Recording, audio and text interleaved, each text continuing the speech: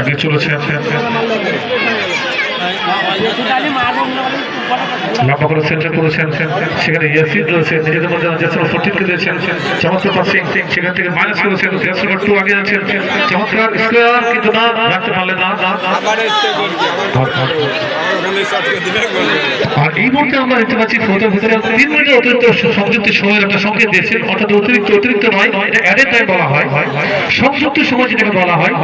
আর সেই 3 মিনিট সংযুক্ত সময় কিন্তু খুব বেশি সময় নেই, 3 মিনিট খেলা রয়েছে, যেখানে 30 মিনিটের বাইরে ওই ফোর্থ অফিসার তার সংকেত জানিয়ে দিলেন। তো খুব বেশি সময় নেই, শেষ মুহূর্তে কি কোনো বিশেষ করে কোনো টুইস্ট অপেক্ষা করছে কিনা, দূর থেকে ইনফিনিট বল কিন্তু সরাসরি গোলরক্ষক ওই এমডি শফিকুল্লাহ ভুলমান, চমৎকার প্লে, আর সেখান থেকে কোনো কিছুই নয়। এই মুহূর্তে আপনারা দেখছেন যেখানে ইন্স্যুরেন্স গোলের জন্য বেশ কয়েকটি ঝামেলা আক্রমণ কিন্তু সাজিয়েছিল অবশ্যই পাইকর দল,